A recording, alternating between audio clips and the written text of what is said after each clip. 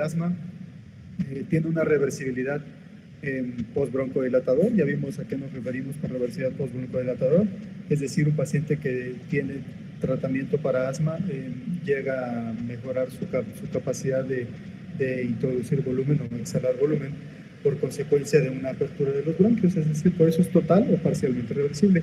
Parcialmente reversible hablamos de un paciente que ya tiene muchos años con asma, que nunca se trató y que ya generó algo que se llama remodelación de los bronquios.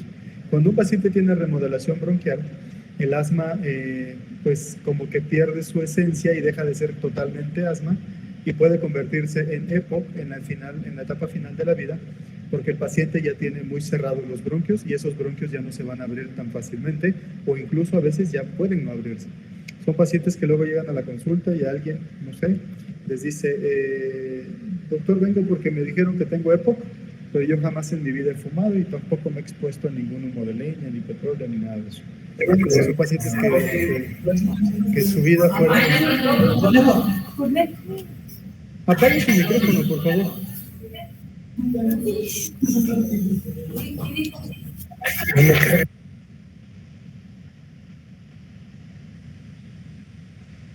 Ya sea por acción de medicamentos o espontáneamente.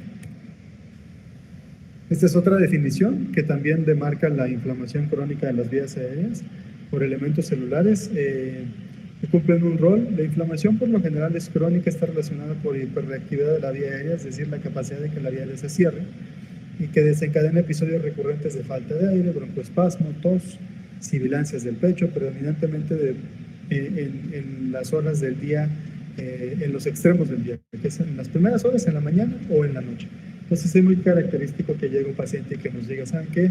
Doctor, necesito una valoración porque tengo un problema pulmonar que se caracteriza porque pues, tengo tos, tengo falta de aire, me oprime el pecho. Y he escuchado que suena como un gatito, como un pollito dentro de mi pecho que está silbando, o a veces gorgorea, me hierve el pecho. Así lo manifiesta el paciente. Entonces, son datos inequívocos de que hay estertores silbantes. Entonces, es un paciente que potencialmente, si tiene o cuenta con un antecedente de alergia o familiar que tenga alguna enfermedad alérgica, pues va a ser catalogado como probable diagnóstico de asma. Por lo general, el asma afecta a más de 300 millones de individuos a nivel mundial. Su prevalencia global oscila entre 1 al 18%. 2 de cada 10 pacientitos o pacientes adultos pueden llegar a tener asma. La mortalidad no es alta, es una de las principales visitas según las encuestas del INEGI aquí en México a los servicios de urgencias y una de las principales causas de ausentismo laboral en el mundo, por lo cual es importante su detección temprana y su tratamiento. Es más fácil que fallezca un paciente que tiene asma leve y que no se trate, a que un paciente que tenga ya asma diagnóstico moderado, leve o que esté en tratamiento. ¿Por qué? Porque en muchas ocasiones el paciente que tiene asma leve no hace nada y por consiguiente no sabe que tiene la enfermedad y no hace nada para evitar los episodios de espasmo o las crisis. Pero un paciente que ya sabe que tiene la enfermedad, un paciente que tiene tratamiento y que sabe qué hacer en caso de que ocurra alguna agudización, pues puede llegar a tener una mejor respuesta a los medicamentos que aquel paciente que no lo tiene. Por lo general, el hecho de que tengan un alto ausentismo laboral, las pérdidas económicas se calculan en el ámbito laboral en gastos, y sobre todo de atención médica.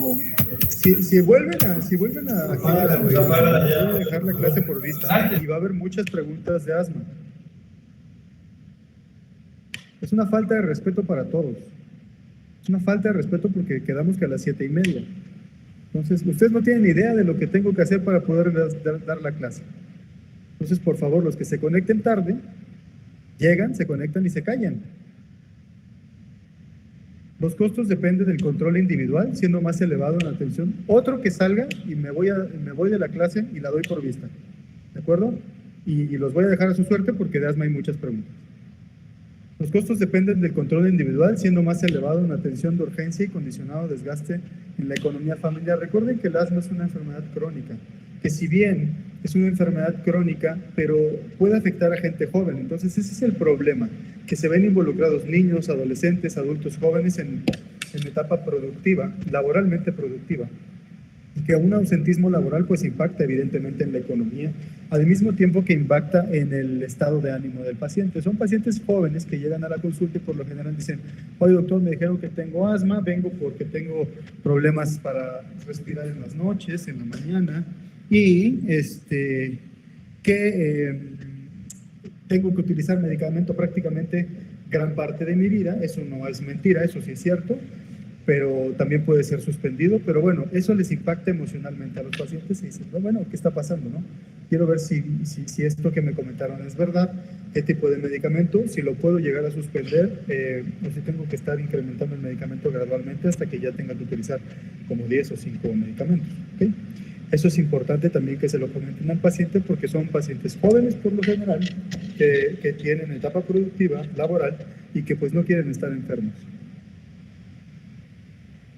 Fisiopatológicamente el asma es una enfermedad, ya vimos, heterogénea, en donde coexisten, ya lo platicamos, factores predisponentes. ¿Cuál es un factor predisponente?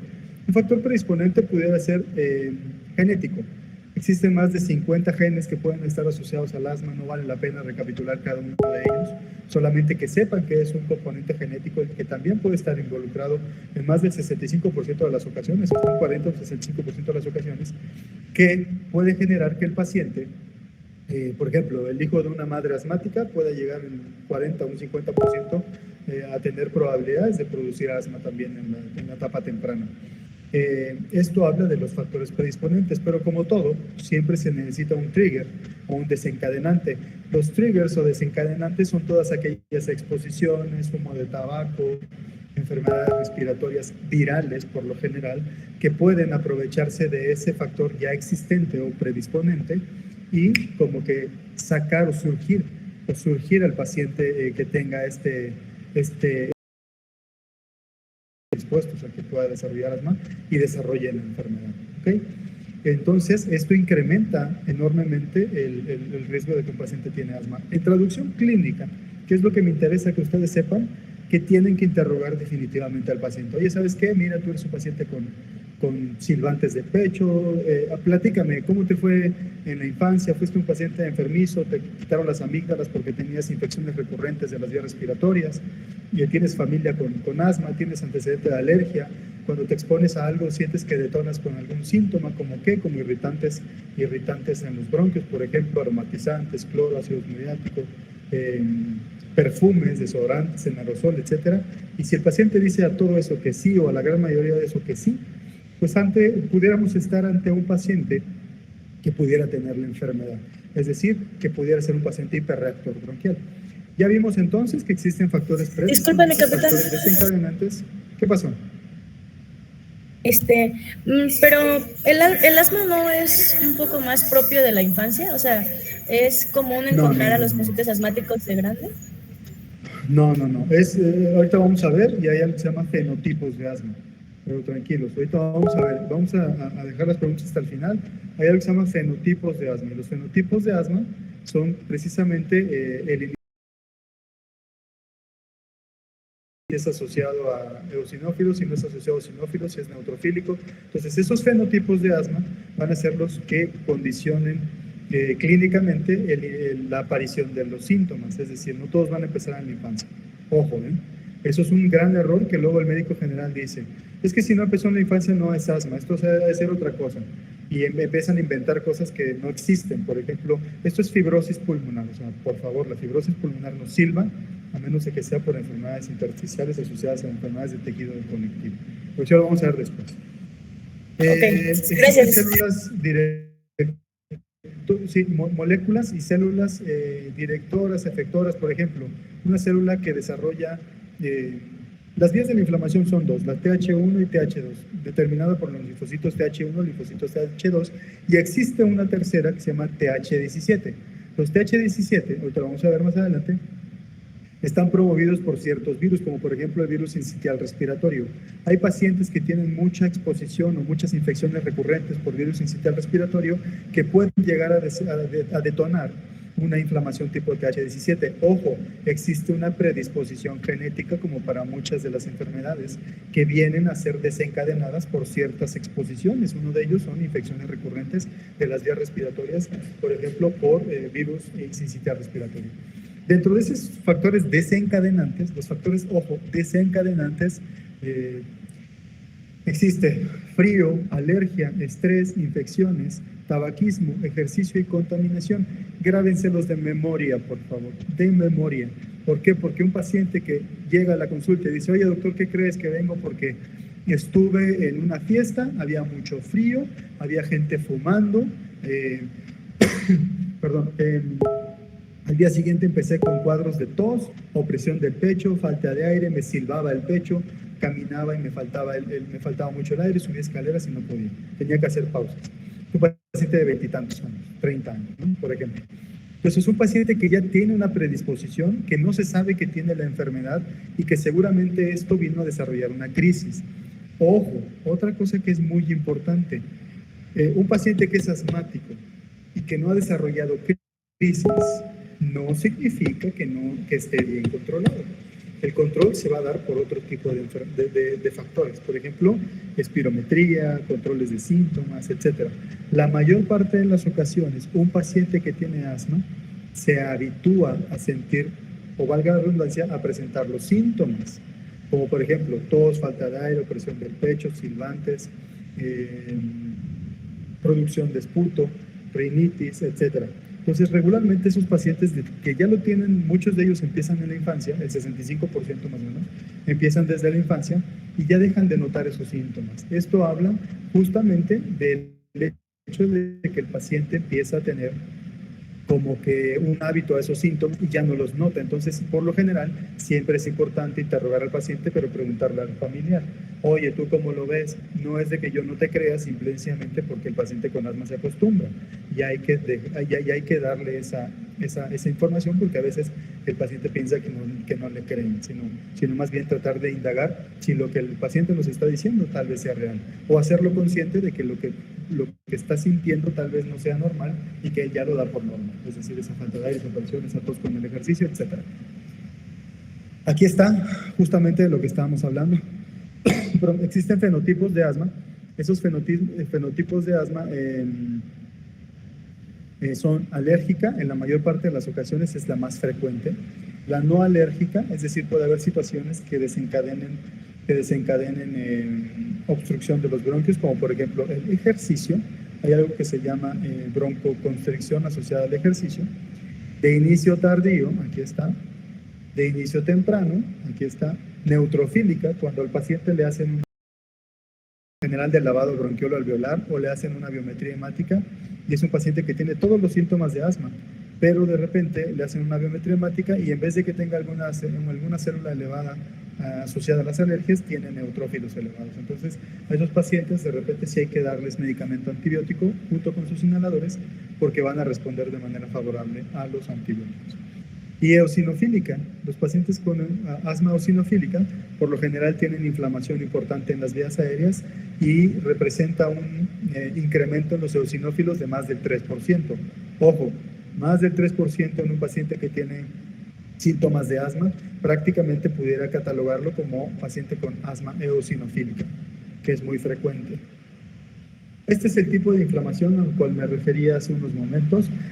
La mayor parte de las ocasiones, la TH2 es la más frecuente en los pacientes. Esta TH2 tiene una participación, vamos a ver más adelante, aquí viene. Esta TH2 tiene una participación en la producción de inmunoglobulina E, que es otra de las proteínas de la vía de la inflamación del asma. Existen 3 vías de inflamación, TH1, TH2 y TH17. La TH17 es la que se asocia a algunas infecciones virales, como por ejemplo el sistema respiratorio. Y la TH1 es la que no tiene como tal un componente alérgico, más bien es un componente inflamatorio neutrofílico. Esta inflamación TH1 la vamos a encontrar más frecuentemente en pacientes con EPO, pero también se desarrolla en pacientes con asma. Entonces, es una diferencia entre EPOC y asma, que el asma tiene mayor asociación con inflamación directa del tipo de alergias de la vía de la TH2. ¿Ok? TH2. Y aquí lo podemos ver. Existe la inflamación, existe el broncoespasmo, existen muchas citocinas que se ven involucradas en la producción y estimulación de los eosinófilos, algunas asociadas a la histamina. Por la vía de la inmunoglobulina E se encuentra la IL-4, la IL-9, y de la no inmunoglobulina E se encuentran la IL-5 y IL-13. Entonces, es importante determinar cuál o qué tipo de inflamación tiene el paciente, no necesariamente midiendo las interleucinas, sino midiendo los eosinófilos, la inmunoglobulina E de manera indirecta. Por ejemplo, también podemos medir eosinófilos en moco nasal y poder determinar si el paciente tiene una vía de los eosinófilos incrementada por participación de algunas interleucinas como IL-4, IL-9, IL-5 y IL-13. ¿Por qué? Porque específicamente para IL-5 y para IL-13 existen medicamentos como del tipo D, el dopilumab, el omalizumab y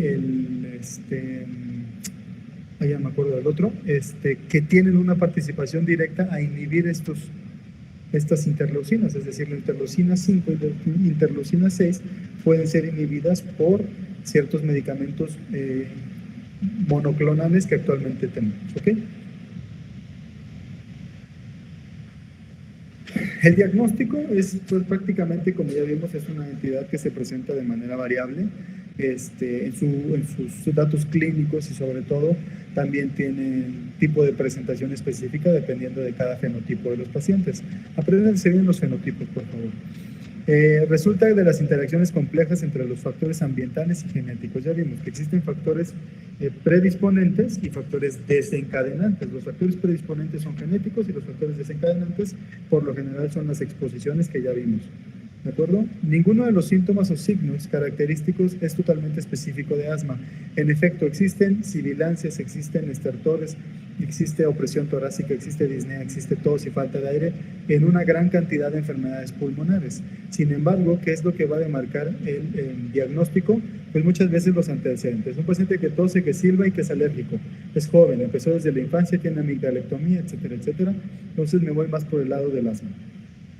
Por lo que en ocasiones a veces tampoco no es fácil confirmar o rechazar el diagnóstico, se tienen que hacer ciertas pruebas, incluso algunas pruebas resultan o pudieran resultar negativas, como por ejemplo, esperamos que un paciente que tiene obstrucción bronquial tenga asma, pero cuando le hacemos la prueba, a pesar de que tiene todos los datos clínicos, gran sorpresa, resulta que el paciente tiene la espirometría y lo demás normal. Entonces, ahí tampoco no nos descarta el hecho de que tenga estudios normales, que el paciente no tenga la enfermedad. Más bien lo que tenemos que indagar es juicio clínico. Recuerden, el asma, si bien se confirma con ciertos estudios qué tipo de fenotipo tiene, más bien el diagnóstico por lo general siempre es de sospecha clínica.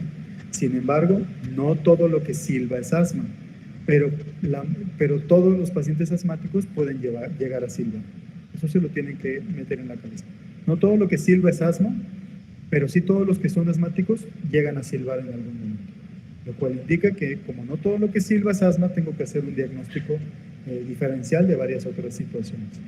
La presentación inicial en algunos de los síntomas clave son algunos de los síntomas clave, por ejemplo, las sibilancias, la tos y la variación que existe. Oye, ¿qué crees que me dio tos, me dio falta de aire? Pero noto más bien que incrementa cuando cambia el clima. Me dura unos 10, 15 días, se me quita y luego vuelve a cambiar el clima y me vuelvo a mormar, me vuelvo a enfermar.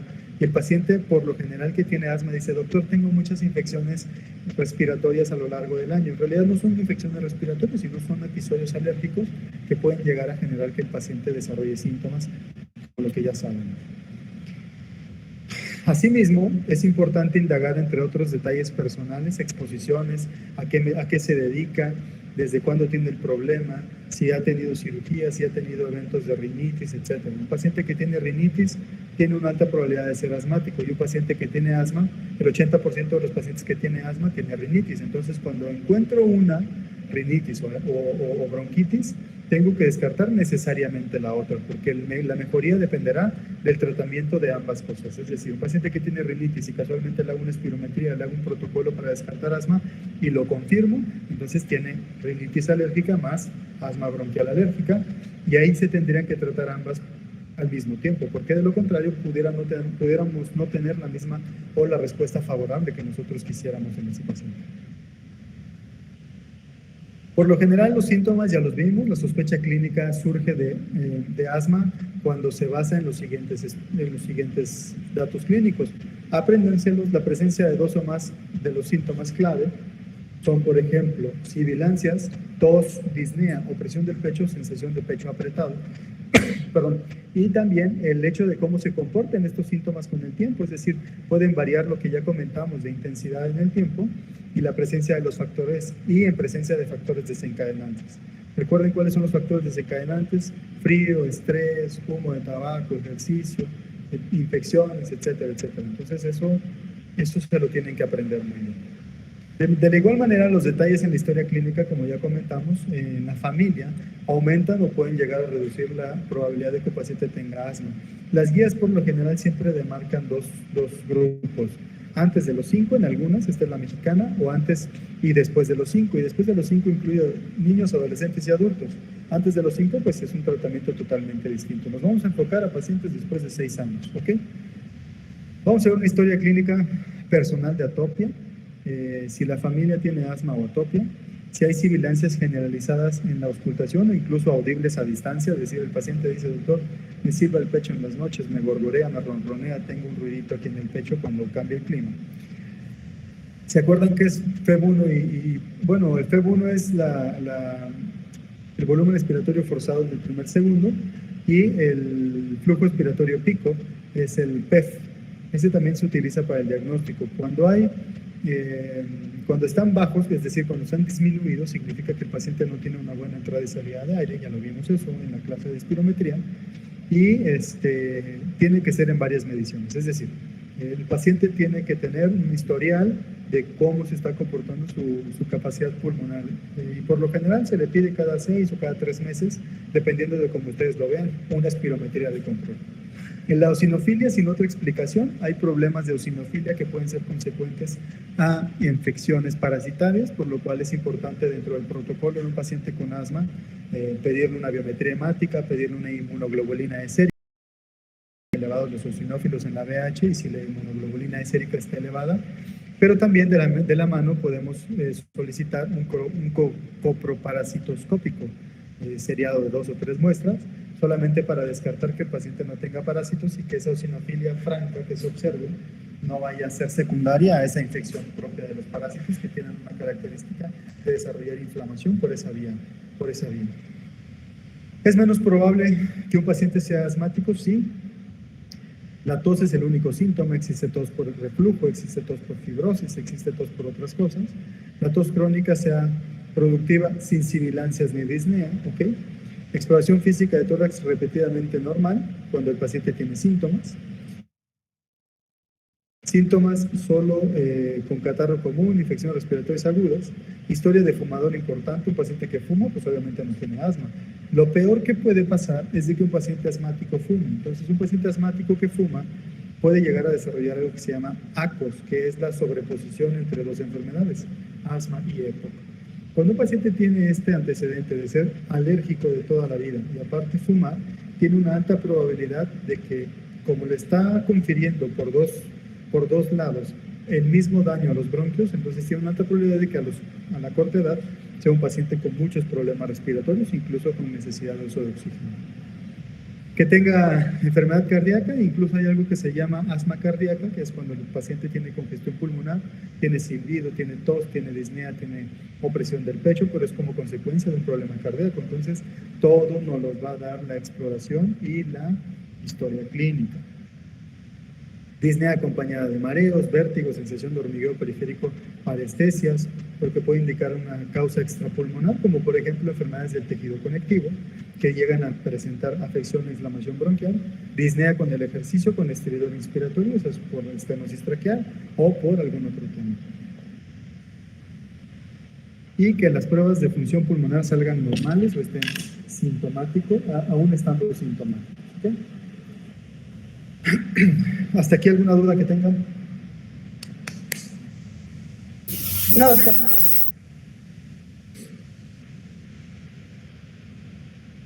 Doctor, ¿el asma nos puede inducir, más bien los AINES nos pueden inducir asma? Sí, hay cuando es alérgico el paciente, sí. Hay un síndrome que se llama síndrome de Samter, que es característico del paciente que tiene pólipos nasales, que tiene bronquitis o asma y que tiene alergia a la aspirina. Entonces, el síndrome de Samter es algo que no es tan frecuente, pero sí hay varios pacientitos. En lo personal, yo he visto varios pacientes Y son pacientes que son muy reacios al tratamiento y se tienen que utilizar ciertas estrategias de las terapéuticas nuevas como para evitar que el paciente siga con muchos síntomas. ¿Okay? Gracias, doctor. Sale.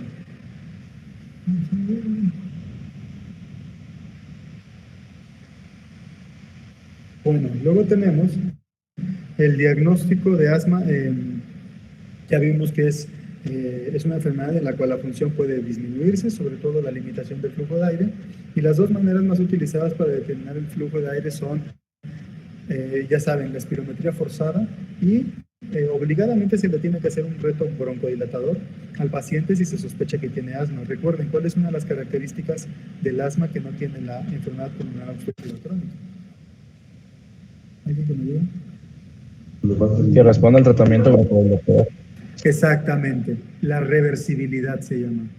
Acuérdense, la reversibilidad se mide en mililitros de volumen de aire, en FEB1 y FEBC, y que haya más de 200 mililitros de aire, 12% de incremento en FEB1 y FEBC, y que haya más de 200 mililitros de cambio de volumen de aire. Entonces, esa se llama reversibilidad postbroncodilatador, y es justamente lo que va a marcar la diferencia entre enfermedades obstructivas como asma y EPOC.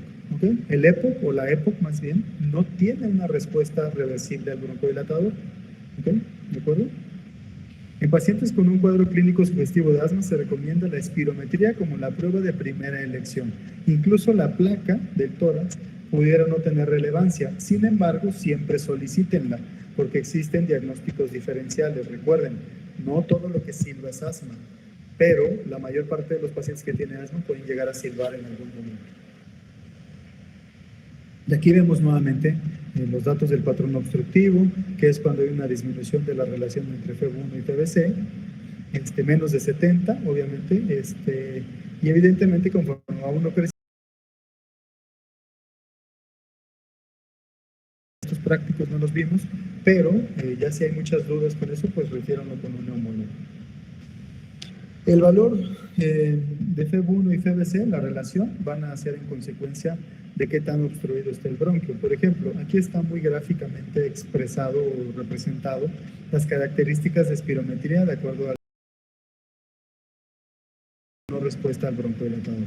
En el área verde, vemos la línea muy verde, es una espirometría normal. Miren, tiene un ascenso abrupto, tiene una FEB1, perdón, al primer segundo, tiene una FEBC que aquí no se alcanza a ver, pero debería de estar a los 6 segundos, entonces tiene criterios buenos, ¿no? Tiene ascenso, rodillita y tiene una mesetita, entonces esta es una espirometría normal. Luego vemos una espirometría obstructiva. Fíjense cómo cambia la forma. El paciente con espirometría normal da la curva y como que se hace una meseta, y se puede hacer una meseta. El paciente que tiene obstrucción, acuérdense que sopla mucho y la curva por lo general es ascendente, ascendente, ascendente, ascendente, ascendente, ascendente, ascendente, característico de un paciente que tiene mucho aire atrapado y que lo está sacando lentamente porque el flujo está limitado como consecuencia de la obstrucción de los bronquios. ¿Tienen o queda duda de eso? No, capitán.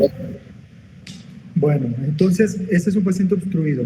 Le damos unos disparos de salbutamol, que son 400 microgramos de salbutamol. Cada disparo tiene 100 microgramos para hacer una prueba post-broncodilatador. Nos esperamos 15 minutos, o mínimo, que es el pico máximo del salbutamol, de su acción. Y lo que hacemos es repetir la maniobra. Y sorpresa, vemos que es la misma maniobra, pero todavía no se normaliza al 100%. Es una prueba tal vez positiva al broncodilatador porque en la curva de volumen sobre tiempo hubo una mejoría significativa. Habría que medirla en mililitros de aire para ver, y porcentaje para ver si corresponde a lo que nosotros consideramos como reversibilidad post-broncodilatador. Y en la curva de volumen, de flujo-volumen, vemos cómo es una maniobra cerrada, pero el área verde, o más bien la línea verde, tiene una especie de aumento, tiene un pico flujo y tiene una disminución gradual hasta la línea cero. Y vemos que el paciente con asma, por lo general, tiene una subida y tiene una bajada, pero con concavidad en la curva. Fíjense, esta es una espirometría clásica de un paciente obstruido. Le ponemos postbroncodilatador y miren cómo más o menos como que tiende a normalizar esa caída. Eso habla de que hubo una mejoría significativa en el volumen de aire. Perdón. Luego vemos que para demostrar la fluctuación de la obstrucción de aire se tiene que establecer la reversibilidad. Esto lo van a estar viendo toda su vida como médicos. Entonces, si son críticos y les gusta mucho indagar en ciertas cosas que así deben de ser como médicos, deben de ser buenos médicos generales. Entonces, la reversibilidad está dada en una espirometría pre-postbroncodilatadora. ¿Ok? No puede ser una espirometría así. Posterior a la administración de 400 microgramos de salbutamol en aerosol, es decir, 4 disparos, la reversibilidad positiva si FEV1 incrementa más del 12% y más de 200 mililitros. Y en niños, más del 12%. ¿Ok? La reversibilidad,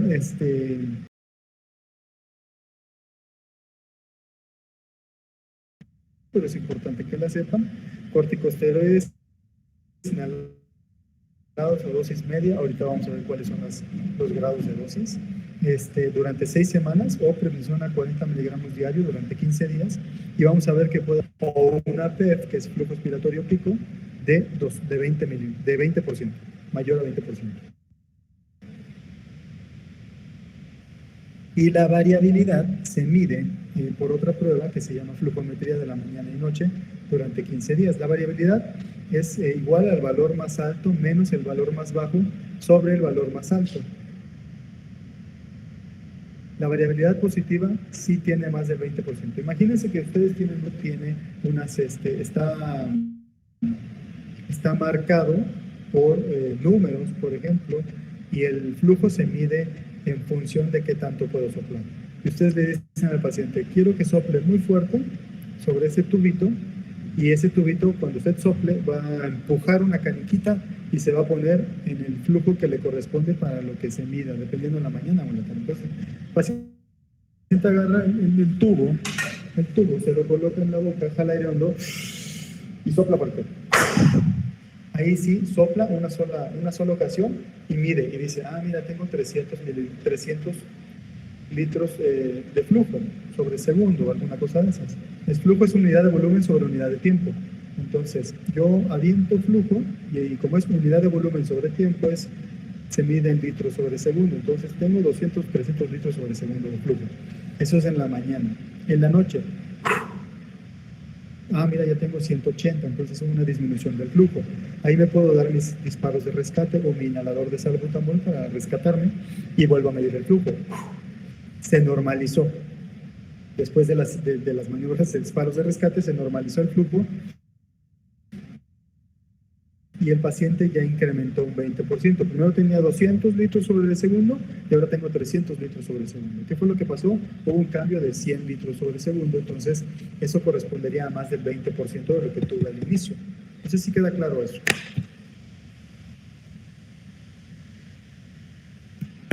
Existe también otra prueba que se llama prueba con reto de ejercicio. Esa por lo general es cuando el paciente tiene espirometría y tiene todos los estudios de laboratorio normales, pero seguimos pensando que el paciente puede tener asma y seguimos pensando que el paciente hay que darle tratamiento para asma. Entonces, cuando todo sale normal y todo parece indicar que no es bioquímica y por laboratorios de función pulmonar, entonces si nosotros seguimos teniendo la sospecha, lo que tenemos que hacer es tratar de confirmarlo con una técnica que se llama prueba de reto con ejercicio. Esta prueba de reto con ejercicio corresponde se realiza en una banda en la cual pondremos al paciente a caminar durante unos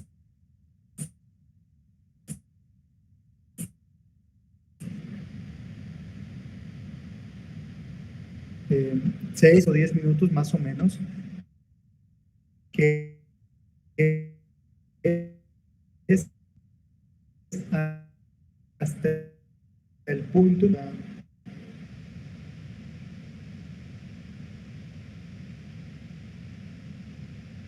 vamos a hacerlo rápido para que comprendan, que tenga 25 años.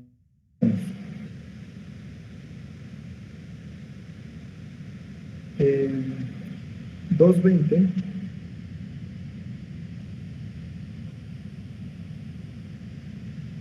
20 menos 25 es igual a 195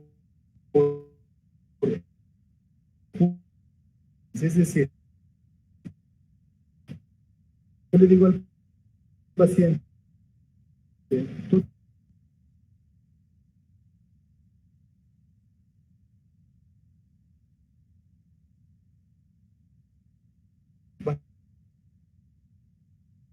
de que una frecuencia no pensamos en que realidad sino más radiata, entonces es persona. Entonces, por eso esa frecuencia mandamos pruebas de espirometría posterior al ejercicio. Se le hace una a los 5, a los 10, a los 15, a los 20 y a los 30 minutos. Son 5 pruebas que les vamos a hacer. Y vamos a ver si hay una disminución de la capa del FEV1, si hay una disminución de más del digamos, 12%, 10%, entonces podemos decir que el paciente tiene una capacidad de que con el ejercicio los bronquios se cierran. Pero para esto ya debimos de haberle hecho una espirometría antes al paciente para ver cómo está su FEV1 basal, para que la comparemos con la FEV1 después del ejercicio. ¿De acuerdo? Ya una vez de que tenemos pues ya tenemos el diagnóstico clínico, tenemos la probabilidad por estudios de espirometría y de FEV1, y tenemos si cuenta o no cuenta con reversibilidad, ya sea con maniobras de espirometría o con tratamiento a prueba, entonces podemos decir si un paciente tiene o no tiene asma. Entonces, digamos que un paciente es muy probable que tenga asma y entonces iniciamos el tratamiento inmediatamente. Digamos que es probable si tiene obstrucción al flujo de aire en espirometría, pero que tampoco tiene mucha reversibilidad posterior al tratamiento. De todas maneras, tenemos que iniciar. Digamos que en la espirometría no está con obstrucción, pero que tiene buena respuesta al tratamiento, entonces continuamos con el tratamiento. Poco probable si el paciente tiene obstrucción y tuviera reversibilidad, pero fuera poco probable que tuviera asma. De todas maneras tenemos que dejarle el tratamiento, ¿ok? Porque es un paciente que está dando datos clínicos y que no necesariamente el hecho de que las pruebas salgan bien o alteradas va a confirmar el diagnóstico, sino recuerden la historia clínica y todo lo que envuelve el contexto del paciente. Y luego también tenemos de que no tiene respuesta al broncodilatador o que no tiene obstrucción en espirometría, pero que tampoco tiene una respuesta posterior al tratamiento favorable, entonces ahí tendríamos que buscar un diagnóstico diferencial. ¿Okay? De igual manera, si no tiene obstrucción en la espirometría y si no tiene una respuesta favorable al tratamiento, tendríamos que buscar un diagnóstico diferencial.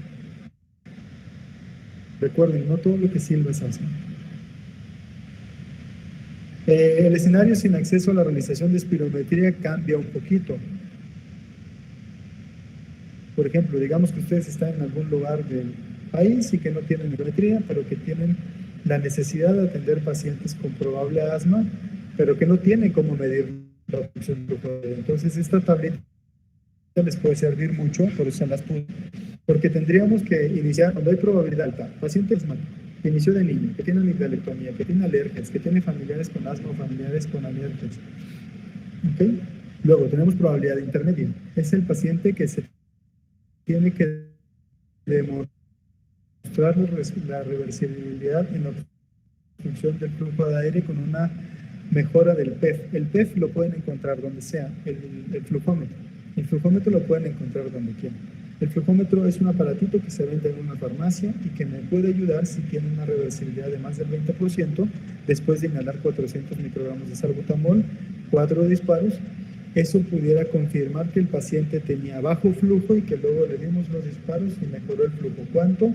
Si mejora más de un 20% de su flujo basal, estaríamos casi confirmando que el paciente pudiera tener asma. Entonces, si mejora el flujo, iniciar tratamiento según clasificación de control de riesgo y gravedad. Le diríamos al paciente, ¿sabe qué? Tiene que utilizar el flujómetro por varios días y le voy a dar tratamiento esteroide y vemos si hay un cambio antes y después, ¿ok? Que eso correspondería a la probabilidad baja, demostrar la fluctuación de la obstrucción con prueba terapéutica con esteroides vía oral o inhalados y hacerle flujometría seriada y vemos si hay un cambio en la flujometría antes y después del tratamiento con esteroides. Si mejora la obstrucción y los síntomas,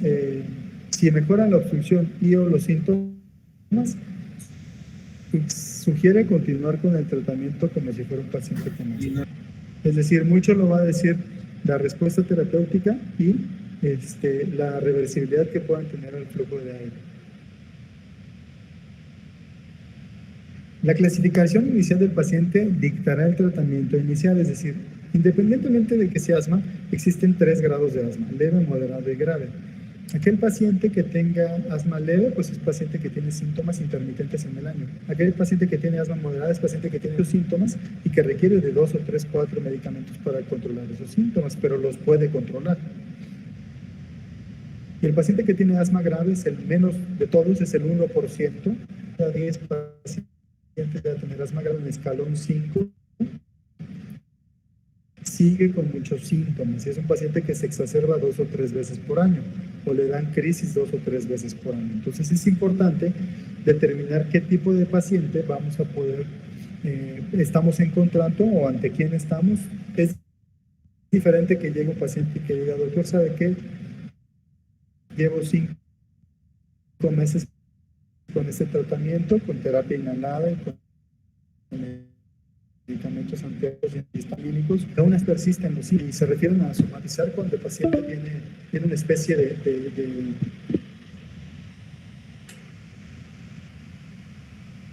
se va a acabar la llamada en 10 minutos.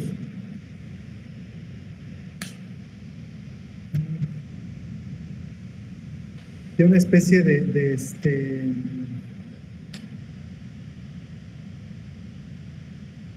que está mal el paciente, que no está diciendo la verdad. Entonces nunca le digan eso a un paciente, mejor indaguen bien.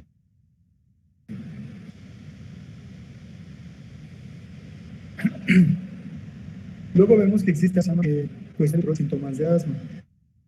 Este es muy fácil verlo, apréndenselo. Son síntomas de día a día, 2 veces por persona.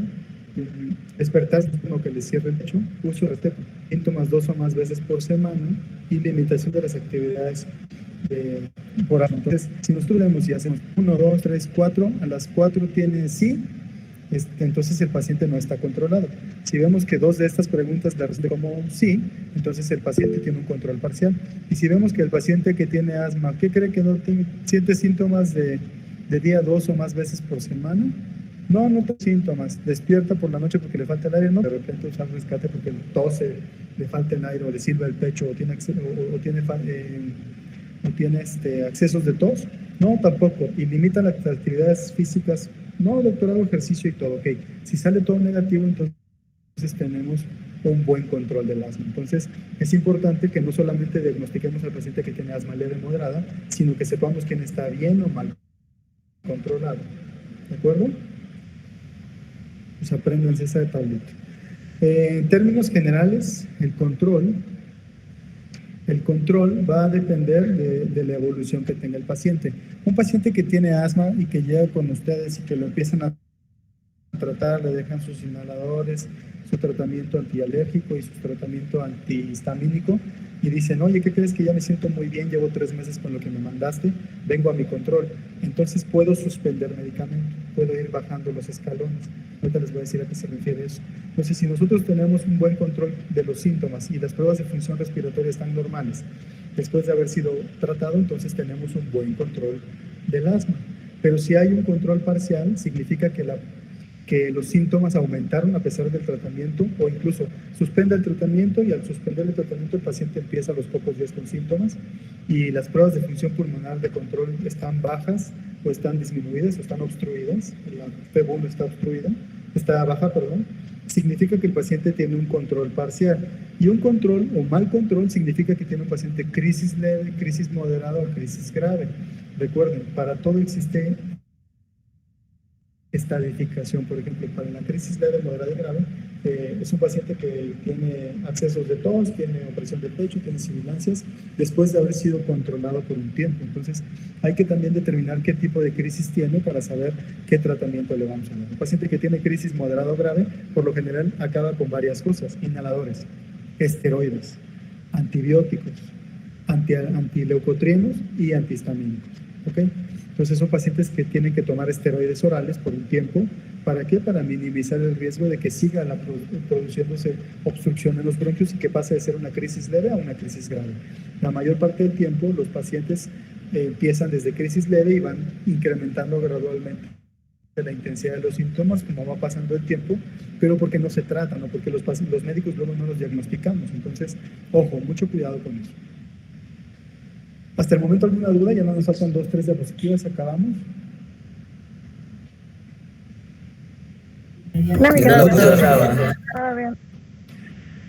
Bueno, entonces vamos a ver, el tratamiento de mantenimiento en un paciente de más de 12 años depende del nivel de control de los síntomas, el riesgo futuro de la función pulmonar, perdón, la gravedad del asma y el fenotipo de asma. Recuerden si es alérgica o no es alérgica. Imagínenselo como escaleras. Aquí hay paso 1, paso 2, paso 3, paso 4 y paso 5. Incluso aquí viene cuando ya tienen ustedes que mandar o referir a un paciente. ¿De acuerdo? No todos los pacientes son candidatos a ser valorados o controlados siempre por medicina general. Y tampoco no todos los pacientes tienen que estar con el especialista. Si tienen dudas, si ya agotaron sus posibilidades, si ven que no mejora y esto, mejor refiéranlo. Porque a veces hay cosas que no todo lo que silba es asma. Acuérdense, no todo lo que silba es asma.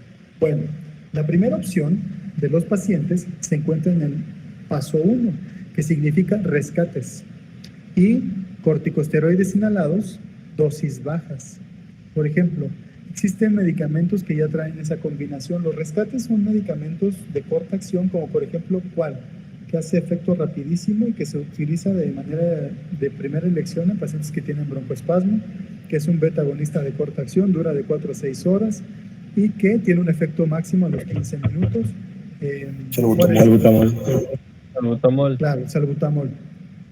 Sin embargo, hay estudios de que no solamente el salbutamol, sino que actualmente se prefiere que sea salbutamol más ipratropio, que es la combinación que se llama el famoso Conviven. Pero recientemente, desde hace 2 años, antes de la pandemia, salió un artículo publicado en el cual un medicamento que se llama Formoterol, que también lo vimos, y que es un beta agonista de corta, larga o ultra larga acción. Díganme. El Formoterol. Nadie sabe, se los dije ese día. Bueno, el Formoterol es un medicamento de larga acción. La ventaja que tiene el Formoterol es que hace efecto en el mismo tiempo que el salbutamol, pero dura más tiempo. Entonces el Formoterol, junto con budesonida, esa combinación se considera como la mejor o la más ideal para los rescates. Es decir, el Vanair o el Symbicort que andan en el mercado. Entonces es un medicamento ya viejito, pero pues que actualmente agarró un realce con esto de la nueva indicación de rescates en asma. Que si con los rescates, ya vimos, cuando hay un buen control, recordemos, buen control, síntomas, le damos rescates al paciente, ¿sabe qué? Lleve sus rescates porque ya lleva 2 o 3 meses con el medicamento, ya se lo voy a quitar, quédese con sus rescates. A la siguiente valoración, oiga, ¿tiene síntomas de día 2 o más veces por semana? ¿Qué cree que sí tengo síntomas, doctor? ¿Despierta por las noches por asma? No, no despierto. ¿Usa rescates por síntomas 2 o más veces por semana? Sí uso mis rescates, hasta 4 veces en la semana. ¿Su actividad física se ve limitada por síntomas de asma? Sí, también, doctor. Entonces tiene 3 puntos, entonces es un paciente que no está controlado. ¿Qué significa? Que el primer escalón de rescates no me está sirviendo. ¿Qué tengo que hacer? Subir un escalón. Ok, bueno, ya me di cuenta que los rescates para cuando los requiera el paciente no son suficientes. Un rescate significa que yo le doy un medicamento y le digo, a ver, este medicamento lo va a hacer cada que le falte el aire, que le oprima el pecho, que tenga excesos de tos o que le sirva el pecho. Y si pasa eso, se lo pone. ¿Ok? Perfecto, doctor. Y le hacen el cuestionario y resulta que lo utiliza 5 veces por semana. Entonces, ese rescate ya no está siendo suficiente para ese paciente, por lo que tendremos que hacer incremento en el tratamiento, que correspondería a inhaladores corticosteroides de dosis baja y antileucotrienos. Por lo general, podemos dar inhalados de corticosteroides de dosis baja solos, como por ejemplo budesonida, fluticasona y antileucotrien. Si el paciente tiene una respuesta favorable al control del asma, ¿qué cree, doctor? Que llevo 3 meses, perdón, sí mejoré, pero de repente todavía tengo síntomas en la mañana y también tengo necesidad de utilizar mis rescates. Quiere decir que este paso no me está sirviendo. Entonces tengo que subir otro escalón. Oiga, a partir de hoy no solamente le voy a dar la budesonida, sino que tiene que ir combinada con formoterol. Entonces le voy a dar un disparo cada 12 horas y le voy a dar antileucotrienos, ¿ok? Y vemos, me viene a ver en 3 meses, ¿ok? Y a los 3 meses regresa. ¿Qué cree, doctor? Ya no tengo síntomas, ya no requiero rescates, ya no me dan despertares nocturnos, ya no me falta el aire cuando hago mi actividad cotidiana.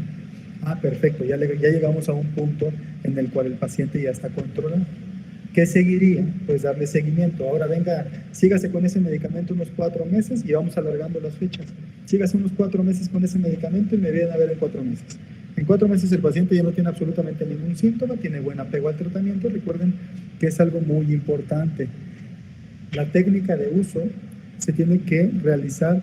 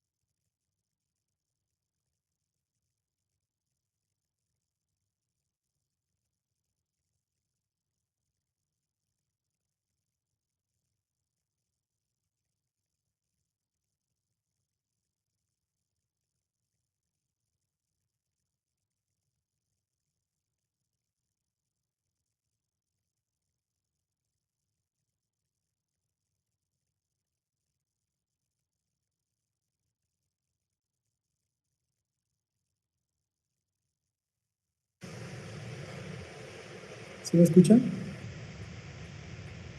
Bueno, ¿dónde se quedaron? En el tercer escalón.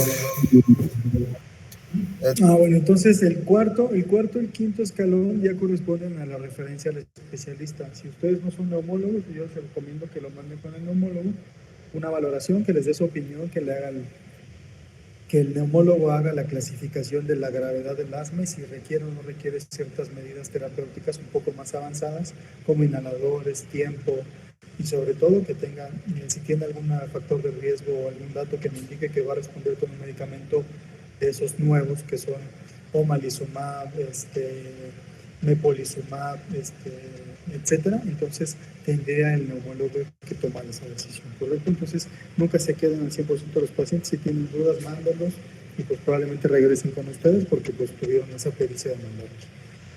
Entonces van a decir, ¿no? La guía para la elección del manejo de mantenimiento, pues bueno, en el paso 1, pues ya vimos, tenemos que ver el cuestionario del asma, que el paciente esté bien adherido al medicamento, que tenga buena técnica de uso de los medicamentos, y pues prácticamente todo eso va a impactar al momento de decidir qué medicamento darle o no al paciente. ¿Okay? ¿Dudas que tengan?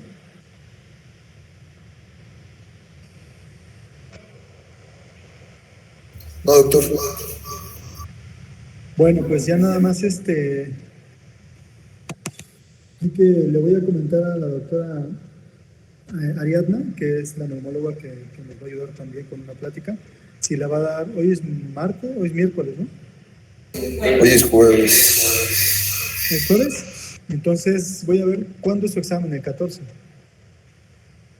Ajá, es el 14, el lunes. El lunes. Entonces, antes del sábado, yo creo que les puede dar la plática. No sé si hoy o mañana viernes, que se conecten por la noche. No sé si puedan conectarse hoy o mañana. Ok. No, hoy en la tarde no, hoy tenemos clase. Para que se ponga de acuerdo con Denise y que les diga si habrá o no habrá plática y a qué hora será la plática. Veo que nada más se conectaron 30. De asma van a venir muchas preguntas, entonces pues ni modo. Si no le estudian, les va a ir mal. Ok, bueno, entonces aquí la terminamos, dejamos ya nada más pendiente la plática que va a tener Ariadna con ustedes. Y digamos, la primera parte del temario pues se cumplió sin problemas, nada más vamos a ver cómo vamos a trabajar la siguiente. Ya después del examen, pues ya me dicen cuándo empezamos para empezar a darle las pláticas del siguiente. En la siguiente bloque vienen un poco más intensas las pláticas, hay algunas que son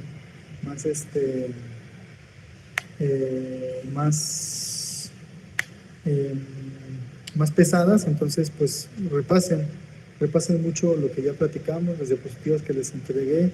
De esta plática van a salir varias preguntas y de la de POC también van a salir varias. Entonces son muy sencillos, el examen yo creo que se los hice muy sencillo, pero bueno, ahí ya dependerá de cada quien. Entonces nada más al rato le paso el teléfono a Ariadna Denise para que le mandes mensaje y se pongan de acuerdo para que les dé la charla de POC, que es lo último que nos haría falta para el examen que ya está programado para el día 14. ¿De acuerdo? Sí, doctor. Gracias, doctor. Que tengan buen día. Hasta luego. Gracias, mi capitán. Gracias, doctor. Gracias, doctor. Gracias.